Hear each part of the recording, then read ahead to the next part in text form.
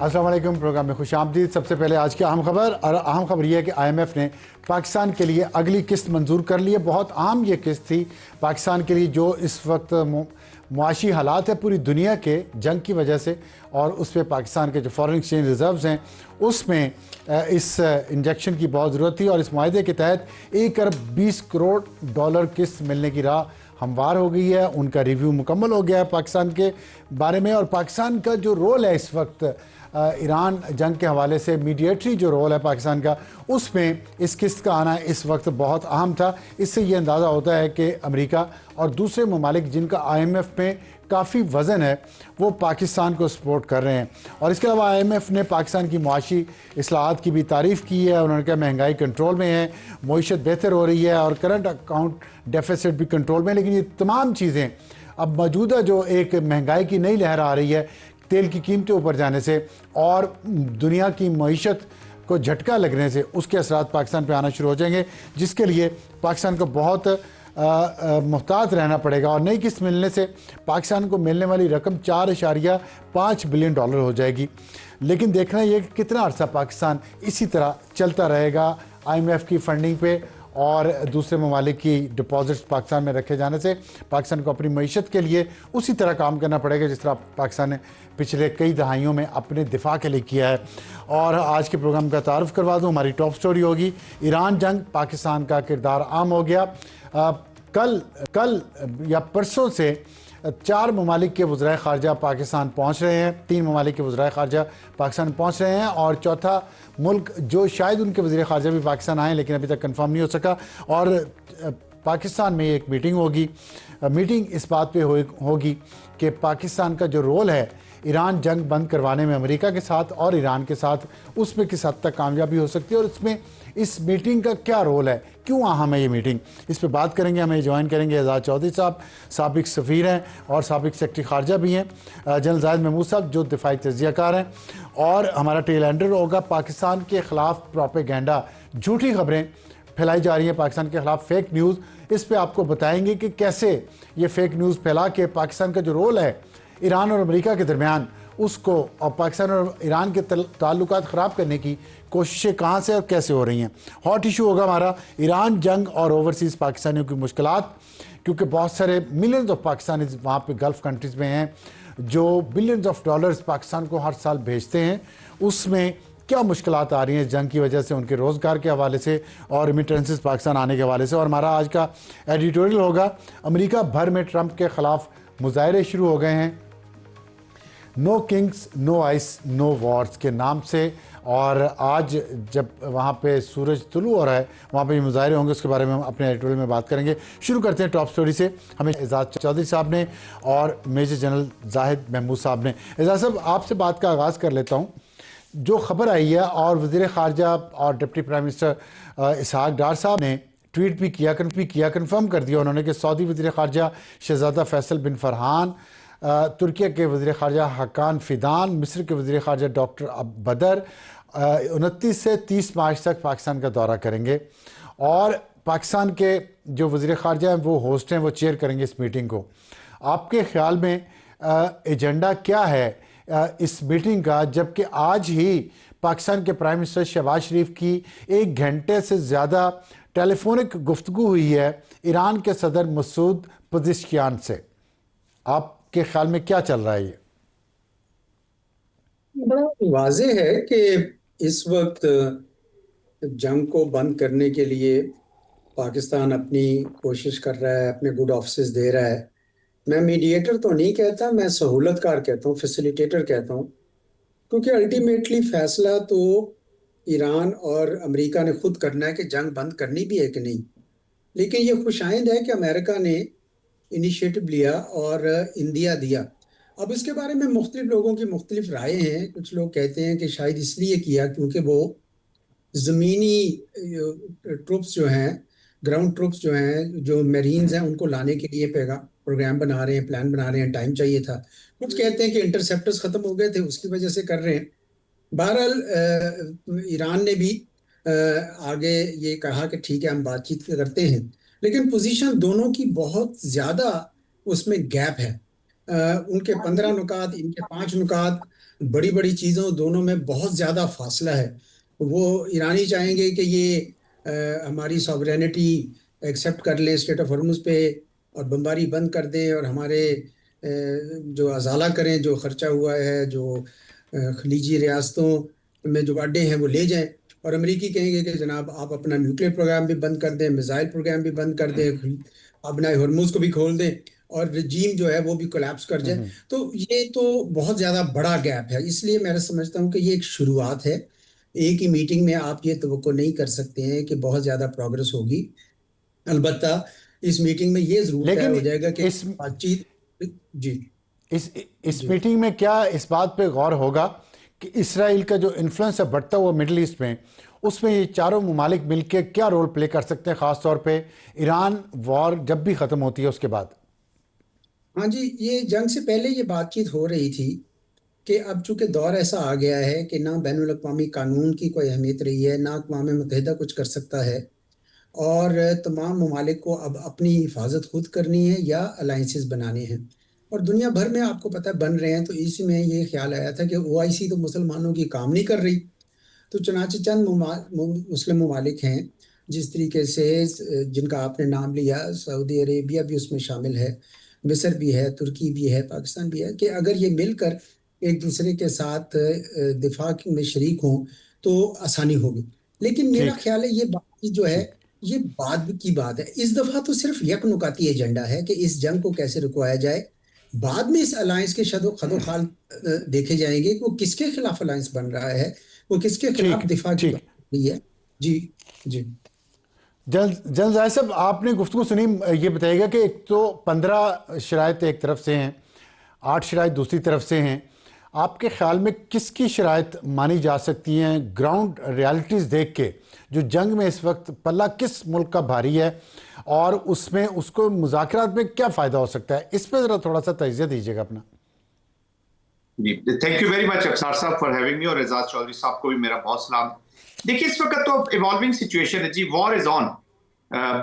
War की different dynamics होती है जी। कई दफा ऐसा होता है कि आपकी जो स्ट्रेटेजिक पोजीशन अगर किसी बेहतर जगह पे पहुंच गई है और आपके चाहे डैमेजेस ज्यादा हुए हैं या कम, it is war can't be counted कि जी आप इतने जहाज गिरा लिए, उन्होंने इतने जहाज गिरा लिया, आप इतना कब्जा कर लिया, इतना स्ट्रेटेजिक इफेक्ट कि वो क्या है, वहां पे पल्ला किसका भारी है। देखिए, ईरान के जो रेजिस्टेंस है उसको सारे सल्यूट इसलिए कर रहे हैं कि जो नेतन्याहू ने प्रेसिडेंट ट्रंप को पुल इन किया कि जी 2 से 4 दिन की जंग है, उसमें ये खत्म हो जाएगा, क्योंकि ये जंग जो है नेतन्याहू ने प्रेसिडेंट ट्रंप से करवाई है, नॉट अमेरिका। अमेरिका की इंटेलिजेंस की इनपुट देख ले, MI6 की इनपुट्स देख ले, दुनिया की इंटेलिजेंस एजेंसी की जो इनपुट है वो कहती है कि जी वॉर के ऑब्जेक्टिव्स आप अचीव नहीं कर सकते, वॉर सूट नहीं करती अमेरिकन ऑब्जेक्टिव्स को, मीनिंग देयर बाय कि ये अमेरिकन की स्टेट्स के ऑब्जेक्टिव्स अचीव करने के लिए स्टेट की जंग नहीं है, ये इंडिविजुअल्स की जंग है, जो प्रोबेबली इजराइल के तो मे बी स्टेट के ऑब्जेक्टिव्स अचीव कर रही हो, लेकिन अमेरिका के इसमें हमें कोई ऑब्जेक्टिव नजर नहीं आए। तो वो वहां पे 3 से 4 दिन से होती हुई, अभी आप देख लें 28 दिन हो गए हैं और आगे भी इसी तरह जारी रहेगी। अच्छा, कार्ड्स भी सारे शो कर रहे हैं, अब होसीज का भी कार्ड शो कर दिया। इसका मतलब है कि अगले एस्केलेशन लेटर पे जाने के लिए ईरान तैयार है और अमेरिका भी अपने ट्रुप्स मंगवा रहा है। वो कि मार्को रूबियो ने कह दिया कि ये ट्रुप्स कॉन्टिजेंसी प्लानिंग के लिए, क्योंकि हुतीस ट्रुप्स ने ऑन जो ग्राउंड। ऐलान किया है जंग में दाखिल होने का, इससे आपके ख्याल में ईरान की पोजीशन मजीद मजबूत हो जाएगी इस इलाके में?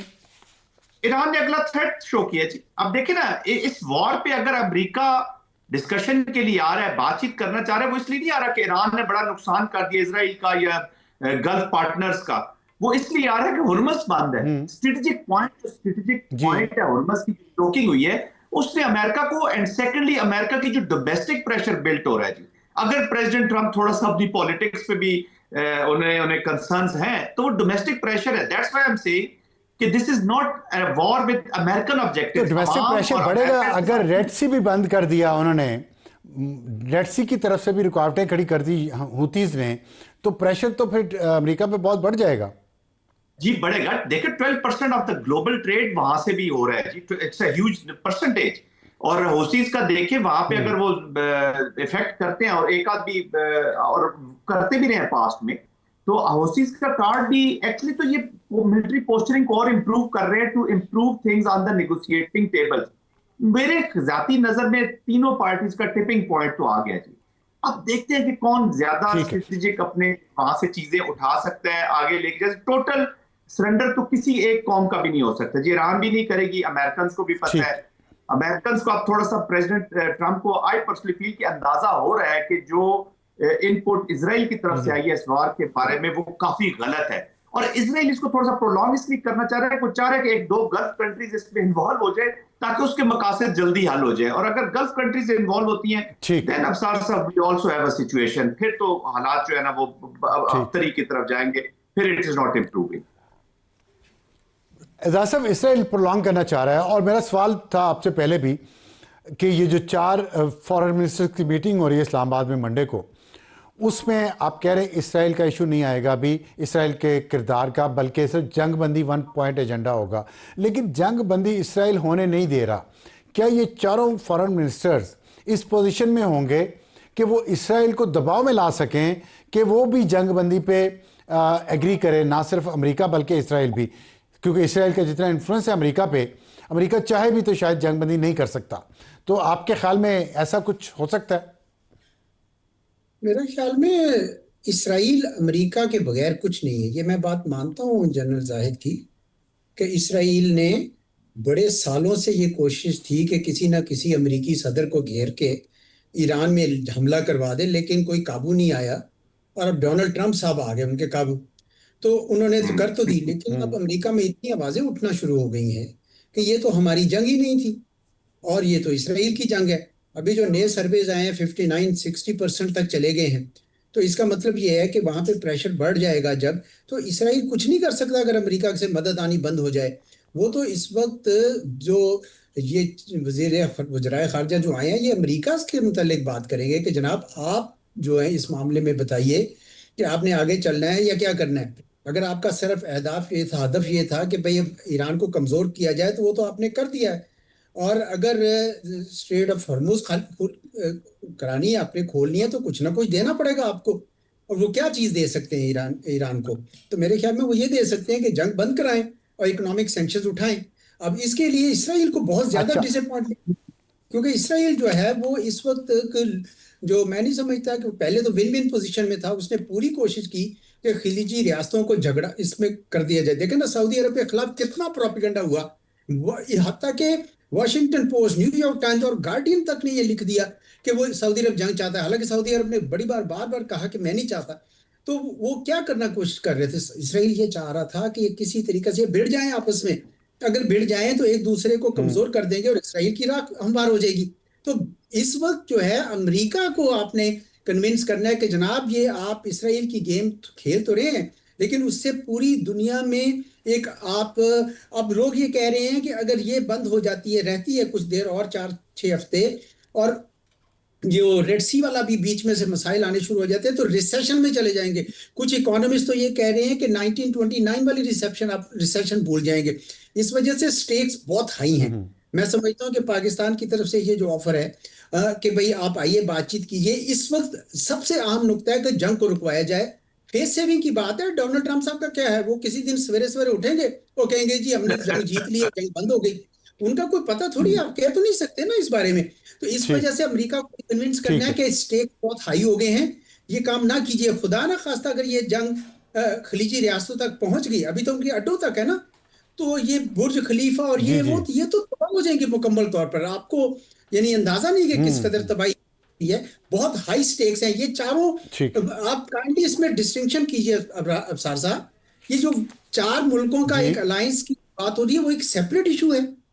वो एक इसके ऊपर एजेंडा तो कॉमन है कि जंग रुकवाएं, लेकिन वो बाद में क्या करते हैं वो मेरे ख्याल उसका एजेंडा शायद बाद में तय होगा। जी जल साहब ये बताइएगा कि अभी जो चौधरी साहब फरमा रहे थे कि ईरान ने जो ईरान को कमज़ोर करना था, ईरान कमज़ोर हो गया। अब अमेरिका किसी दिन भी अनाउंस कर सकता है कि हम जीत गए। आपके ख्याल में ईरान कमज़ोर हुआ है? क्योंकि हॉर्मुज़ पे जंग से पहले तो ईरान का कब्ज़ा नहीं था, या ईरान की मंजूरी से वहाँ से जहाज़ नहीं गुजरते थे। जंग के बाद तो ईरान का कब्ज़ा हो गया उस पर और उसकी मर्ज़ी चल रही है वहाँ पर। तो कमज़ोर हुआ ईरान जंग से या मजबूत हुआ? देखिए ईरान जो है जी इस वक्त उसने अपने वो कहते हैं ना कि तमाम कार्ड्स जो है उसको उन्होंने यूज करने का फैसला कर लिया हुआ है and they will not go down without fighting. और अभी एक स्टेट होसीज का कार्ड आपके सामने आ गया कि किस तरीके से उन्होंने उसको शो केस किया और उस खुदा ना खास्ता ये आगे जाता है, ट्रांसेंड करता है, तो वो फिर जो गल्फ कंट्रीज के जो वाटर के फैसिलिटीज है वहां तक भी चला जाएगा। That will also create a situation. तो बिल्कुल ईरान के पास अभी भी कुछ कार्ड ऐसे मौजूद हैं। फिर रशिया जो है उससे भी थोड़ा सा इनको हौसला दिया है कि जी आप अपने जंग को जारी रखें। आई डोंट नो एग्जैक्टली, मेरे पास इंफॉर्मेशन नहीं है कि वहां से क्या उनको सपोर्ट मिल रही है, बट उनका कॉन्फिडेंस ये बताता है कि they have a little cards with them. ये ऐसे नहीं है कि वो एकदम ही कोलैप्स कर जाएंगे। बट अगेन एक एक नेशन ने डिसीजन लेना होता है जी कि किस वक्त वो अपनी एग्जिट विंडो लेना चाहते हैं। आई थिंक ईरान और अमेरिका के पास इस वक्त तकरीबन almost they have something to sell to their people कि लुक हमने जंग को कैसे खत्म किया है। और ऑफ कोर्स एक डिप्लोमेसी है जो हमें सामने नजर आ रही है जी, एजाज साहब बेहतर इसके ऊपर कमेंट कर सकेंगे। एक डिप्लोमेसी है जो बिहाइंड द सीन हो रही होगी, वो मूव कर रही होगी, तो वो भी सर्टेन एक स्टेज तक पहुंच चुकी है कि पाकिस्तान में चूंकि बड़े सीक्रेट तरीके से ये बातचीत हो रही है और बड़े लिमिटेड पीपल आर इसके साथ लिंक हुए हैं और होना भी चाहिए, क्योंकि हमें जितनी स्पेकुलेशन करेंगे आपका तजुर्बा क्या कहता है, कोई जंगबंदी हो सकती है, मुमकिन हो जाएगी या अभी चलेगी? यस, बिल्कुल हो सकती है जी, जंगबंदी हो सकती है, लेकिन जो स्पॉइलर है, जो ट्रोजन हॉर्स है इजराइल, इसका जो रोल है ये बड़ा इंपॉर्टेंट है। क्योंकि अगर कई दफा ये होता ही है कि जैसे एजाज साहब फरमा रहे हैं, आई टोटली एग्री कि जी अमेरिका हैज द कंट्रोल, वो इजराइल को कर सकता है, लेकिन कभी कभी वो पिछले भी जो सीज फायर्स हुए हैं, इजराइल ने जैसे अभी भी अटैक किया उनकी न्यूक्लियर जो फैसिलिटी है, may be for the civil use, लेकिन वो अटैक तो कर रहा है कॉन्टिन्यूसली। इजराइल टारगेट्स ले रहा है, लेबनान में टारगेट्स ले रहा है। ईरान जो है वो सिर्फ ईरान तक नहीं महदूद हो रहा, ये भी याद रखिएगा, जो लेबनान में जो इनके एलिमेंट्स के ऊपर जो अटैक हो रहा है, ईरान उसको भी अपनी जंग समझ रहा है, इसलिए तो अपने शराइत में उसने उन अवामिल को भी शामिल किया है, तो उनके खिलाफ भी फिर आपको जंग करनी होगी। और अपना एक तो ईरान उनसे आइसोलेट होकर नहीं अपनी पॉलिसी चला रहा है। बहुत शुक्रिया जनरल जाहिद साहब। एजाज चौधरी साहब है इस वक्त हमारे टेल एंडर का, और हमारा इसका टेल एंडर इसी बात पे है जो जनरल जाहिद साहब बात कर रहे थे कि इसराइल एक ट्रोजन हॉर्स है जो इस जंग को बंद नहीं होने देना चाहता। इसीलिए पाकिस्तान जो इस जंग को बंद करवाने की कोशिश कर रहा है, फैसिलिटेट कर रहा है दोनों तरफ को कि वो बैठें किसी मेज़ पे आके, पाकिस्तान के अंदर बैठ के मामलात को तय करें, बातचीत से जंग को बंद कर दें, क्योंकि पूरी दुनिया की मईशत को ख़तरा है। तो पहले इसराइल ने तेहरान में पाकिस्तान की एम्बेसी के बिल्कुल करीब बमबारी की, एक मैसेज पाकिस्तान को देने की कोशिश की गई। उसके बाद एक सोशल मीडिया पे एक फेक न्यूज़ का तूफ़ान के ज़रिए पाकिस्तान के ख़िलाफ़ प्रोपेगेंडा मुहिम शुरू की गई, ताकि पाकिस्तान और ईरान के दरमियान गलत फहमियाँ पैदा हो सकें और ईरान का जो एतमाद है पाकिस्तान पे, इसी तरह अमेरिका का जो एतमाद है पाकिस्तान पे, उसमें किसी तरह दरार लाई जा सके। और ये जो अभी खबरें आ रही हैं, ये डिसइंफॉर्मेशन मुहिम पाकिस्तान के ख़िलाफ़ जाली सोशल मीडिया अकाउंट से की जा रही है, और ये अकाउंट्स अफ़गानिस्तान से और इंडिया से, हमारे दोस्त ममालिक हैं, ज़ाहिर है दोनों हमसाए हैं हमारे, और हमसाए तो वहाँ जाए होते हैं, इन दोनों से ऑपरेट हो रहे हैं। और ये सोशल मीडिया अकाउंट्स ईरानी शराख्त के साथ बनाए गए हैं, जिसमें पाकिस्तान के ऊपर इल्ज़ामात लगाए जाते हैं, पाकिस्तान को धमकियाँ दी जाती हैं, पाकिस्तान के ख़िलाफ़ अजीब व गरीब ज़ुबान इस्तेमाल की जाती है, और ये तासुर देने की कोशिश की जाती है कि ये बातें ईरान या ईरान की लीडरशिप पाकिस्तान के बारे में कह रही है, अदम एतमाद का इज़हार कर रही है, जो कि हकीकत में ऐसा नहीं है। और इनमें यह भी कहा गया है कि पाकिस्तान को ऑयल की सप्लाई रोक दी जाएगी इन अकाउंट्स के ज़रिए। लेकिन अभी कुछ घंटे पहले एक और बहरी जहाज़ जिसका नाम मुल्तान है, वो स्ट्रेट ऑफ हॉर्मज़ से तेल लेके अब इंटरनेशनल सी में दाखिल हो रहा है, गवादर के करीब से गुजर के कराची पहुंचेगा। तो इससे आप अंदाज़ा लगा सकते हैं कि पाकिस्तान और ईरान के दरमियान जो एतमाद का रिश्ता है, उसमें दरार डालने की इसराइल की कोशिशें, इंडिया की कोशिशें और अफ़गानिस्तान की कोशिशें नाकाम हुई हैं। वक्त तो एक ब्रेक का, ब्रेक के बाद वापस आएंगे तो हमारा आज का हॉट इशू।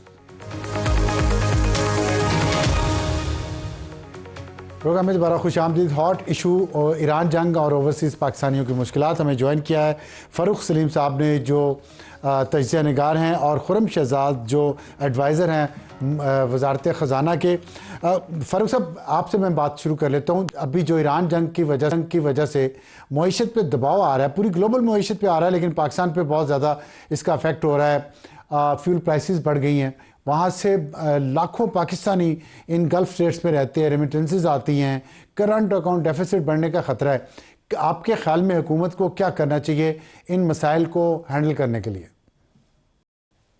अब साहब, कोई पिछले 24 घंटों में तो जो बात हो रही है, जो दुनिया के सबसे बड़े मीडिया पावर हाउसेज हैं, उनकी नजरें जमी हुई हैं इस्लामाबाद पे।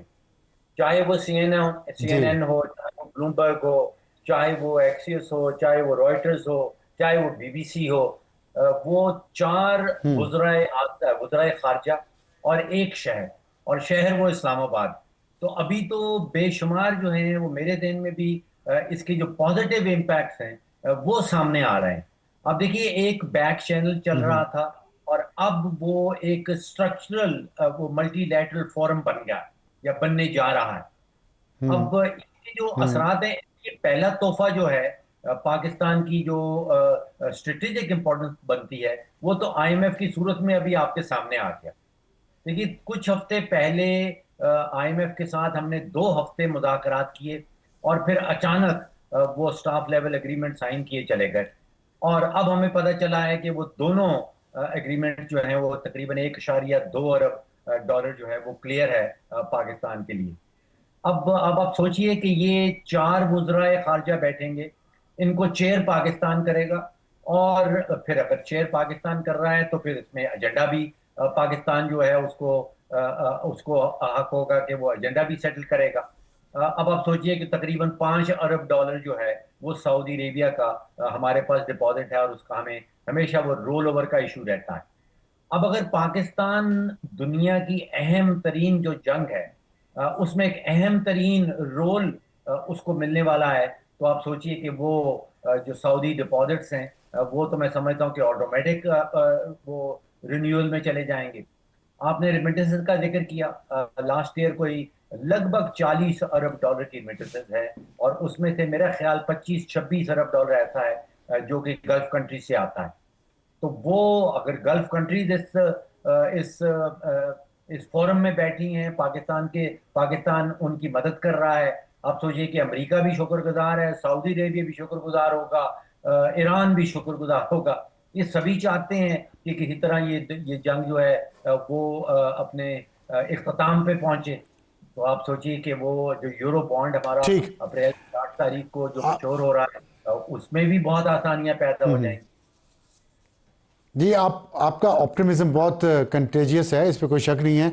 लेकिन खुर्रम साहब, ये बताइएगा, एक दूसरी साइड भी है कि अगर ये जंग थोड़ी सी भी तवील हुई, कुछ और वीक्स भी तवील हुई, तो उसके असरात बहुत बुरे होंगे। और फिर ओवरसीज़ पाकिस्तानी की जब मैं बात कर रहा हूँ, ये सिर्फ इस आज या कल के हवाले से नहीं है, जंग के बाद जो हालात बनने हैं गल्फ़ कंट्रीज़ में, किस तरफ वो जाएंगे, क्या सिचुएशन होगी वहाँ पे, उसमें पाकिस्तान। और फिर जो इस वक्त जैसे शिपिंग इंडस्ट्री है, पाकिस्तान की कराची की पोर्ट है, पोर्ट कासिम है, गवादर है, इसको मज़ीद फ़ाल कैसे बनाया जा सकता है, इस पर कोई हुकूमत काम कर रही है? जी, अस्सलाम वालेकुम, बहुत शुक्रिया मुझे प्रोग्राम में लेने के लिए। 2 बड़े इंपॉर्टेंट पॉइंट आपने अफसार साहब बताए हैं। एक तो देखें, एक बात का इत्मीनान रख लें कि हमारे पाकिस्तानी बहन भाइयों को जो वहाँ काम करते हैं उनको अभी कोई ऐसा इशू नहीं है, आपने कोई ऐसी चीज़ सुनी भी नहीं होगी। बल्कि वहाँ पे ये है कि जो पाकिस्तानी आ रहे हैं वो आ चुके हैं, जो वहाँ हैं वो हैं, और आना जाना अब थोड़ा सा नॉर्मलाइज हो गया है, क्योंकि वहाँ जो GCC कंट्रीज में जो हमलों की जगह है वो ख़ास जगहें हैं, वो पूरे शहरों में नहीं हो रहा, ये अच्छी बात है। और फ्लाइट्स बिल्कुल नॉर्मल तो नहीं हुई है, लेकिन कुछ हद तक नॉर्मलाइज हुई हैं, ताकि जो है जो भी आना जाना है वो थोड़ा सा नॉर्मलाइज हो। तो एक तो इस बात की तसल्ली है कि कोई इतना बड़ा इशू नहीं है अल्हम्दुलिल्लाह हमारे एक्सपैट पाकिस्तानी बहन भाइयों के साथ। और दूसरी बात यह है, हमारी कुछ डिस्कशन चल रही है इंस्टीट्यूशंस के साथ, जो फाइनेंशियल इंस्टीट्यूशंस होते हैं, जो रेसिपेंट होते हैं रेमिटेंसेस के, तो उनका तो उल्टा कहना ये है कि जी रेमिटेंसेस में तो शायद इजाफा हो जाएगा शॉर्ट टर्म में, क्योंकि लोग ज़्यादा पैसे भेज रहे हैं, ताकि उनको ये है कि जी आगे जाते हुए थोड़ी सी सूरत हाल अगर ठीक नहीं होती तो हम अपने मुल्कों को पैसा भेजें। तो हमारे लिए तो अच्छी बात ये होगी कि हमें ना सिर्फ जो यहाँ से पैसा निकलने का खर्चा गया था वो कम हो गया, बल्कि कैपिटल आना शुरू हो जाएगा जो आपके लिए एक्चुअली पॉजिटिव हो जाएगा, आपके एक्सटर्नल अकाउंट के लिए, आपके रुपी डॉलर के लिए, आपके इन्फ्लेशन के लिए, आपके करंट अकाउंट के लिए, आपकी फिजिकल अकाउंट के लिए। तो ओवरऑल हमारी सिचुएशन अल्लाह का शुक्र है बहुत बेहतर। और आपने दूसरा पॉइंट बड़ा अच्छा पॉइंट आउट किया, आपने देखा है कल से परसों से डेवलपमेंट जो हो रही है कि केपीटी जो है, खासकर जो कराची पोर्ट है, यहाँ पे जो शिपमेंट है, ट्रांसशिपमेंट है, वो पिछले पूरे साल के मुकाबले में 26 दिन में इतना वॉल्यूम आ चुका है, क्योंकि अंडरस्टैंडेबली क्योंकि वो जीसीसी कंट्रीज में वहाँ पे थोड़ी सी डिस्ट्रप्शन है, तो उसका सारा फ्लो हमारी तरफ आ रहा है। तो आपने बिल्कुल सही कहा कि इसे हमें बिल्ड करना है, और केपीटी ने बड़ा अच्छा काम ये किया है कि अपने किरायों को कम किया है, टैक्सेस को कम किया है, मजीद जो है कैपेसिटी बढ़ाई है, और जितनी जो है ऑन डॉक और ऑफ डॉकिंग है, ऑन डॉकिंग भी होती है और ऑफ डॉकिंग होती है, जो वो एरिया भी होता है जहाँ पे जो है शिप्स नहीं लग सकते, उन वहाँ पे भी जो है इंप्रूवमेंट की है। और 3 पोर्ट्स हैं कराची के पास, 3 जो है वो टर्मिनल्स हैं एक्चुअली, जो टर्मिनल्स जो है वो फुल कैपेसिटी पे जा रहे हैं। तो ये बहुत बड़ी अपॉर्चुनिटी है अफसार साहब, हम इसे कैपिटलाइज करना चाहें, अपनी ब्लू इकोनॉमी को प्रायोरिटाइज करें अगर, तो आगे जाते हुए आप देखेंगे कि हमारा ट्रू गेटवे पाकिस्तान बन सकता है इस पूरे रीजन का, जो कि ऑल्टरनेट रूट्स प्रोवाइड कर सकता है आगे जाते हुए, क्योंकि ये खतरात तो चलते रहेंगे ना जी, लेकिन हमारे पास ये अपॉर्चुनिटी है कि हम इसको बिल्ड करें और इसको आगे लेके चलें। अच्छा, रिमिटेंसेस की आपने बात की है, तो क्या सिर्फ इसलिए इस्तेमाल होंगे कि करंट अकाउंट डेफिसिट जो है उसको बेहतर कर लिया जाए, या आप फॉरेन एक्सचेंज रिजर्व्स बेहतर करना चाहेंगे और इंपोर्ट्स को कुछ कंट्रोल किया जाएगा? एक्चुअली देखिए क्या हुआ है, अगर आप रिजर्व्स देखें ना, पाकिस्तान के ज़र मुबादला है, ये 19 तारीख मार्च 19 तक का लास्ट नंबर आया है। इंटरेस्टिंग चीज ये है अफसार साहब कि पिछले 33 हफ्तों में लगातार रिजर्व्स में इजाफा हुआ है, लगातार 33 हफ्ते। ये शायद पाकिस्तान की रीसेंट हिस्ट्री में ऐसा नहीं हुआ कि 8.5 महीने तक 8-8.5 महीने तक आपके रिजर्व्स बढ़ते ही जाएं तो और आपका रुपया स्टेबल रहे। देखिए दो इसमें अच्छी चीजें हैं, एक तो इन्वेस्टर कॉन्फिडेंस कि रुपया जो है स्टेबल है, दूसरा ये कि आपके यहाँ रिजर्व्स इंप्रूव हो रहे हैं, तो आगे जाते हुए अगर कोई ऐसी सिचुएशन होती हुई जिसमें तेल की कीमतें बढ़ी भी रहती हैं, तो एटलीस्ट आपका ये जो रेमिटेंसेज आ रही हैं और आपका रिजर्व बढ़ रहे हैं, इसकी वजह से आप उसको फंड कर सकते हैं। और तीसरी बात यह है कि आपके यहाँ अगर ये इनफ्लो आता रहता है और आपके यहाँ जो है वो सरप्लस में रहता है, आप देखें जो फरवरी का महीना गया है, इनफैक्ट जो जनवरी का महीना गया है, फरवरी का इनफैक्ट, इसके अंदर आपको सरप्लस आया है करंट अकाउंट में, यानी कि आपका जो डेफिसिट था पूरे 8 महीने का, वो तकरीबन 1.1 अरब डॉलर था, वो नीचे आ गया है, वो 70 करोड़ डॉलर पे आ गया है। इसका मतलब ये है कि आपको मजीद रूम मिल गया है कि आपकी इंप्रूवमेंट होती है और आगे जाते हुए आपके यहाँ कैपिटल आउटफ्लो भी नहीं होता, कैपिटल ज्यादा आता है, रेमिटेंसेस इंप्रूव होती है, जो हम एक्सपेक्ट कर रहे हैं कि 41 अरब डॉलर इस साल क्लोज करेगा रेमिटेंसेस में, जो कि पिछले साल 38 अरब डॉलर थी और 20% की ग्रोथ चल रही है। बड़ी अच्छा है, अच्छी खबर है। फारूक साहब, आपने जिक्र किया कि रोल ओवर सऊदी अरब का $5 बिलियन का पाकिस्तान एक्सपेक्ट कर रहा है कि हो जाएगा, अच्छी बात है, लेकिन आपके ख्याल में पाकिस्तान को इससे आगे नहीं बढ़ना चाहिए? इन्वेस्टमेंट्स हम एक्सपेक्ट करते हैं, लेकिन कोई लॉन्ग टर्म में इन्वेस्टमेंट्स नहीं आती, और ना ही इन ममालिक से ना ही कहीं और से, और फिर उसके बाद जो सिचुएशन है इस वक्त, और उसके बाद जो अभी बात हुई है कराची पोर्ट की और दूसरी, इसको लॉन्ग टर्म बेनिफिट में कन्वर्ट करने के लिए पाकिस्तान को क्या करना चाहिए दोनों इश्यूज़ पे? जी अफसार साहब, असल सवाल यही है, बड़ा इंपॉर्टेंट सवाल आपने उठाया। देखिए, अभी सफारतकारी के हवाले से पाकिस्तान जो है, शायद मैंने अपनी ज़िंदगी में इस हाइट पे नहीं देखा था। और फिर जब मुल्कों की स्ट्रेटेजिक रेलेवेंस जिसको हम कहते हैं वो बहुत बढ़ जाती है, तो उससे उसको माशी फ़ायदे ज़रूर मिलते हैं, लेकिन वो माशी फ़ायदे जो हैं वो आर्जी होते हैं। जब तक वो मुल्क जो हैं वो स्ट्रक्चरल, जिसको हम इस्लाहात का हमेशा जिक्र करते हैं, जिसमें बिजली का शोबा है, जिसमें बजट है, जिसमें आपने जिक्र किया कि परमानेंट चेंजेस हमने अपने कराची पोर्ट में क्या लानी। अभी जो कुछ कराची पोर्ट में हो रहा है वो आर्जी है, वो इस जंग के नतीजे में है, वो स्ट्रेट ऑफ हॉर्मुज़ के बंद होने के नतीजे में है। मुझे कोई जो स्ट्रक्चरल चेंजेस हैं, इस्लाहात हैं, वो हुकूमत लेती हुई नज़र नहीं आती।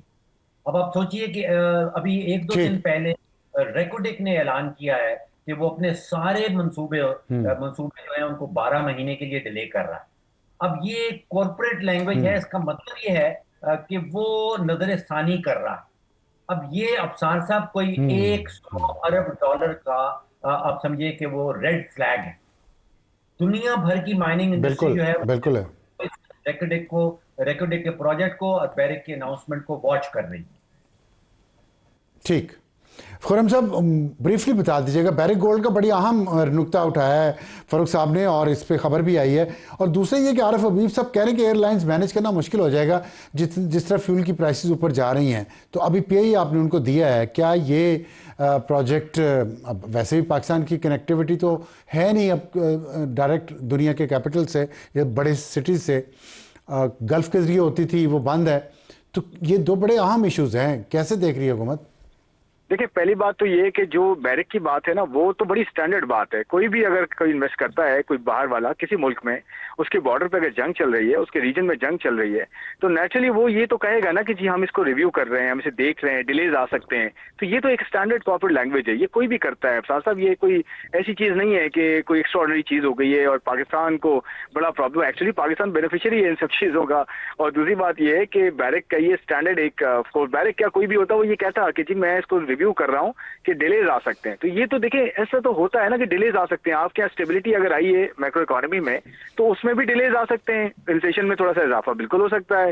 ये तो रियलिटीज है। लेकिन अच्छी बात क्या है कि पाकिस्तान ओवरऑल मैनेज करने में कितना बेहतर साबित हुआ है। पॉलिसी से लेकर, इकोनॉमिक स्टेबिलिटी से लेकर, इन्फ्लेशन को कंट्रोल करने से लेकर, प्राइसेस ना पास ऑन करने से लेकर, अपने खर्चे कम करने से लेकर, दूसरा एक और पॉइंट। जी मैं आ रहा हूँ। तो मैं पहले इसको खाली कह देता हूँ, इसको हैंडल कर लेता हूँ कि जी ये जो बैरिक का है, ये स्टैंडर्ड स्टेटमेंट है। कोई भी होता वो ये जरूर कहता अपने शेयर होल्डर्स के लिए कि जी इसको रिव्यू किया जा रहा है। लेकिन ऐसा नहीं है कि उन्होंने ये कह दिया कि जी हम खत्म कर रहे हैं, कुछ कर रहे हैं।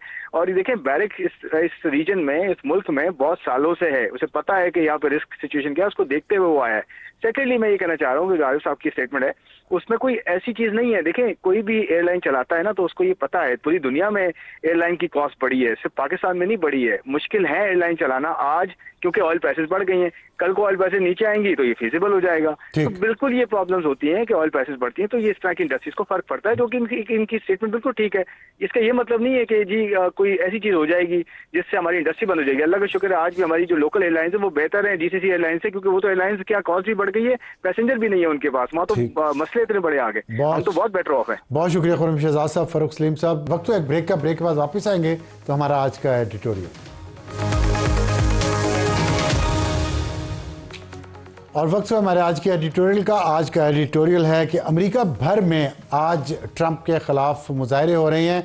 50 रियासतों में तकरीबन 3000 इवेंट्स रखे जाएंगे, जिसमें प्रेसिडेंट ट्रंप का जो तर्ज़ हुकूमत है, उनका जो तरीक़ा कार है और उनके जो इमिग्रेंट्स के ख़िलाफ़ एक्शन है, और उन्होंने जो जंग शुरू की है ईरान के ख़िलाफ़, पहले वेनेजुएला के ख़िलाफ़ थी लेकिन अब ईरान के ख़िलाफ़ जो शुरू की है और वो फैल गई है, इन तमाम उनके इक़दामात के ख़िलाफ़ मुज़ाहरे अमेरिका भर में हो रहे हैं। और ये मुज़ाहरे, इनका टाइटल है no kings, no ICE, no wars, यानी कि आप बादशाह मत बने और आप जो इमिग्रेंट्स के ख़िलाफ़ पुरतशद्दद कार्रवाइयाँ कर रहे हैं, उन लोगों के ख़िलाफ़ जो इलीगली वहाँ पे रह रहे हैं, वो बंद करें। और जो जंगें आपने पूरी दुनिया में शुरू की हैं, जिससे पूरी दुनिया की मईशत ख़राब हो गई है, पूरी दुनिया का अमन ख़राब हो गया है, वो बंद करें। और ये जंग ईरान के ख़िलाफ़ बग़ैर कांग्रेस की अप्रूवल के है।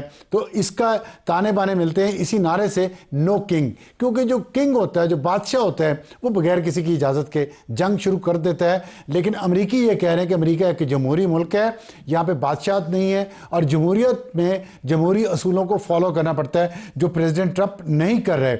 और इसके बाद जो वहाँ पे महंगाई आ रही है, फ्यूल प्राइसेस बढ़ने से, ग्रोसरी की प्राइसेस बढ़ने से, उसके ख़िलाफ़ भी मुज़ाहरे आज ही होंगे इन्हीं में। और जो एक्सपेक्टेशन है, इसमें मिलियंस ऑफ लोग इन मुज़ाहरों में शिरकत करेंगे।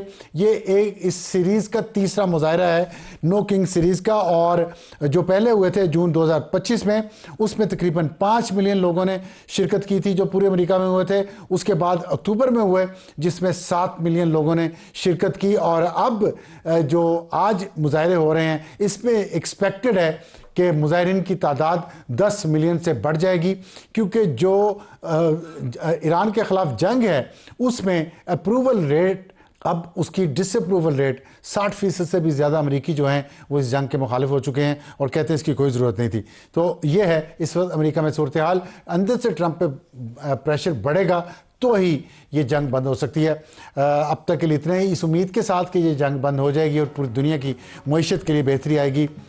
खुदा हाफिज़ एंड गुड नाइट।